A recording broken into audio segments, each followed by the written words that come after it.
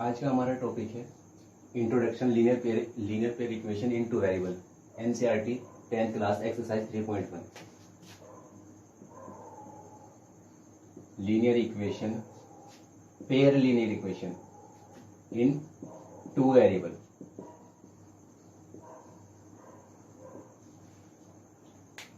Pair दो linear line से बना है, इक्वेशन कितने वेरिएबल में? दो वेरिएबल में। ठीक है, देखो अगर ये वन वेरिएबल में होता तो अगर मैं एक्स वाई प्लेन पे एक लाइन ड्रॉ करता हूं तो वो या तो एक्स एक्सिस के पैरेलल होगी या किसके पैरेलल होगी? वाई एक्सिस के। या तो एक्स एक्सिस के पैरेलल होगी या फिर वाई एक्सिस के पैरेलल होगी। कब? अगर उसमें कितने वेरिएबल होंगे? वन। लेकिन अगर किसी लाइन में दो वेरिएबल है, किसी लाइन में कितने वेरिएबल है? दो, तब वो लाइन या तो ए से जाएगी या ऐसे, मतलब कि ना तो वो एक्स एक्सिस के पैरेलल होगी और ना ही वो वाई एक्सिस के पैरेलल होगी। ठीक है, तो लीनियर किससे है? लीनियर का मतलब क्या है? लाइन। अब मतलब समझते हैं किसका? इक्वेशन का। इक्वेशन क्या होती है?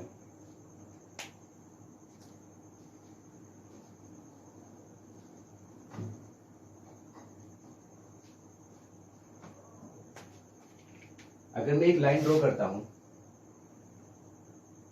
ये मैंने कोई लाइन ड्रॉ की, ठीक है, तो इस लाइन पे जितने भी पॉइंट है ये सब क्या है? इस लाइन पर पॉइंट। तो इन पॉइंट में एक ऐसा रिलेशन जो हर जगह एक ही कांस्टेंट वैल्यू देता है, तो वो रिलेशन ही क्या कहलाता है? इक्वेशन कहलाता है। दोबारा समझ लो कि इन पॉइंट, इस लाइन पे जितने भी पॉइंट है, इन पॉइंट में वो रिलेशन जो हर जगह एक कांस्टेंट वैल्यू देता है, उसे हम क्या पढ़ते हैं? इक्वेशन पढ़ते हैं। जैसे एक एग्जांपल से समझाता हूं। जैसे मैंने ये एक्स वाई प्लेन लिया, ये पॉइंट ड्रॉ करिए 1 2 3 4 5, यहाँ पे भी 1 2 3 4 5,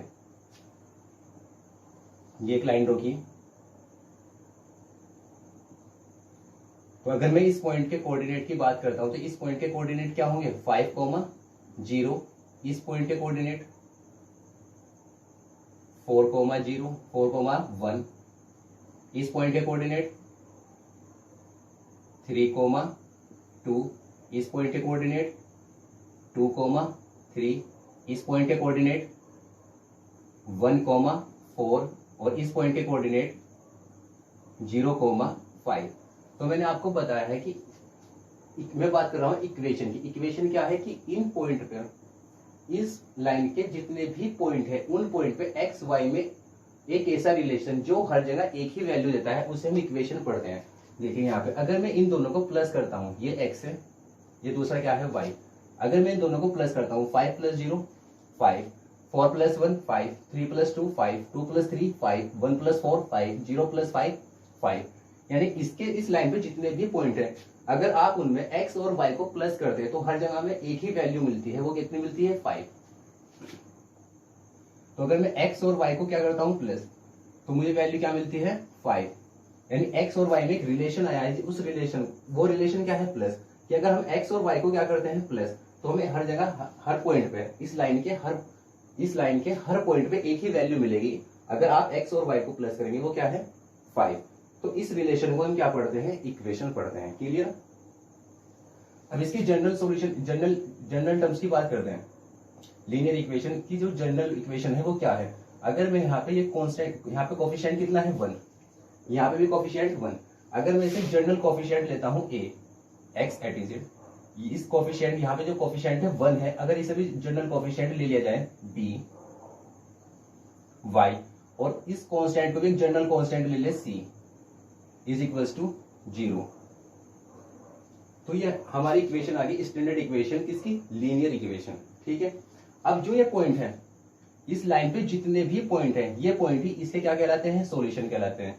यानी अगर आप कोई लाइन ड्रॉ करते हैं, इस लाइन पे जितने भी पॉइंट हैं, ये पॉइंट क्या होते हैं? इसके सॉल्यूशन होते हैं। क्लियर?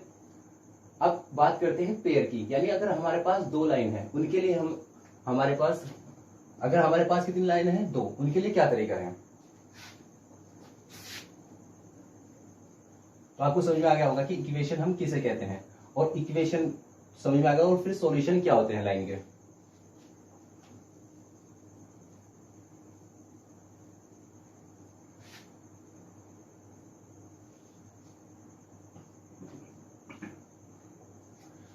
अगर मैं दो लाइनें ड्रॉ करता हूं तो वो उसकी तीन पॉसिबिलिटी है क्या, या तो ये दोनों लाइन एक दूसरे को काटती है यानी इंटरसेक्ट करती है, या दोनों लाइन एक दूसरे को कभी ना काटे, या एक लाइन के ऊपर से ही हम दूसरी लाइन ड्रॉ कर दें।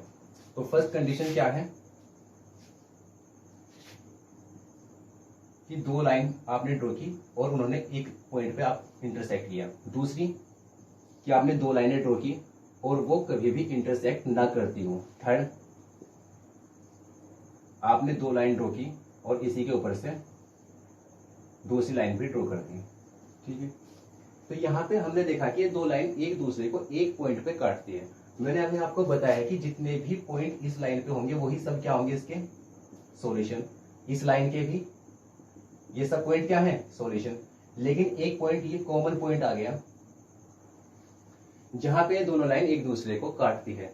तो इन दोनों लाइन के लिए हमें एक सॉल्यूशन मिल गया, कॉमन सॉल्यूशन ये वाला, कि वो इस लाइन का भी सॉल्यूशन है और वो इस लाइन का भी सॉल्यूशन है। लेकिन यहाँ पे हमें कोई भी कॉमन पॉइंट नहीं मिलता, यानी हम यहाँ पे कह सकते हैं कि इन दोनों लाइन के लिए कोई भी कॉमन सॉल्यूशन नहीं है। लेकिन अगर इसकी बात करें इस वाले की, तो ये जितने भी पॉइंट है वो दोनों लाइन पर लाई करते हैं।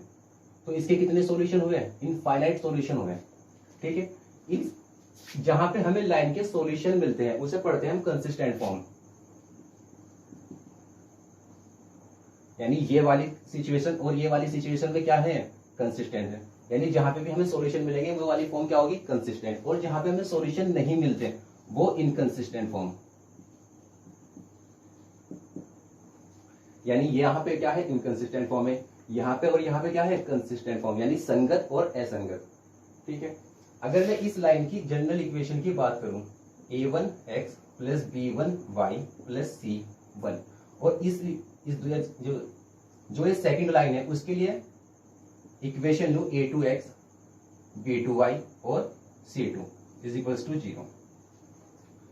तो यहां पे हमें जो ये इंटरसेक्ट फॉर्म जो मिलती है, यहाँ पे जो सॉल्यूशन मिलता है वो कितना सॉल्यूशन है, एक सॉल्यूशन है, यूनिक सॉल्यूशन है। तो यूनिक सॉल्यूशन हम इसके बेसिस पे कैसे बता सकते हैं कि हमें सॉल्यूशन कैसा मिला है, यूनिक सॉल्यूशन मिला है, यानी केवल एक ही सॉल्यूशन मिलता है। उसके लिए आपको रिलेशन याद रखना होगा कि a1 upon a2 does not equals to b1 upon b2। यानी अगर a1 अपॉन a2 यानी x पहली लाइन का x का कोफिशिएंट और दूसरी लाइन का कोफिशिएंट का रेशो, पहली लाइन के y का कोफिशिएंट और दूसरी लाइन के y के कोफिशिएंट का रेशो आपस में इक्वल नहीं है, तब हमें कितना सॉल्यूशन मिलता है, दो लाइन के लिए एक सॉल्यूशन मिलता है। ठीक है, इनकंसिस्टेंट फॉर्म, यानी अगर दो लाइनें पैरेलल है उसके लिए आपको फॉर्म याद रखनी होगी कि a1 upon a2 equal b1 upon b2 does not equals to c1 upon c2। यानी अगर हमें कभी भी दो लाइन हम ड्रॉ करते हैं उनके लिए हमें कोई भी कॉमन पॉइंट नहीं मिलता या उनका कोई भी सॉल्यूशन नहीं मिलता, तो उसके लिए आपको ये रिलेशन याद रखना होगा। ठीक है, थर्ड थी इसे हम पढ़ते हैं कोइंसिडेंट। यानी एक लाइन के ऊपर से आपने दूसरी लाइन ड्रॉ की तो हमने देखा कि यहाँ पे भी कितने सॉल्यूशन मिलते हैं, इनफाइनाइट सॉल्यूशन मिलते हैं। तो इसके लिए आपको याद रखना होगा कि a1 upon a2 equal b1 upon b2 equal c1 upon c2। ये मैंने आपको बता दिया कि a1 b1 और c1 क्या है, ये क्या है, कांस्टेंट है, a1 b1 c1। और यहाँ पे आपको एक बात और याद रखनी है कि a1 b1 and c1 are real, क्या है, रियल नंबर है। और a1 does not equals to 0 और b1 does not equals to 0। ना तो a1 की वैल्यू 0 हो सकती है और ना ही b1 की वैल्यू 0 हो सकती है। अगर आपने a1 की वैल्यू 0 रख दी तो ये पूरा का पूरा क्या हो जाएगा, 0 हो जाएगा। तब इक्वेशन कितने वेरिएबल में रहेगी, एक वेरिएबल में। हम जो चैप्टर पढ़ रहे हैं उसमें इक्वेशन कितने वेरिएबल में है, 2 वेरिएबल में। क्लियर, तो ये दोनों कभी भी क्या नहीं हो सकते, 0 नहीं हो सकते। अब हमारी जो एक्सरसाइज है, एक्सरसाइज 3.1, ये आपको समझ में आ गया होगा, नोट कर लें।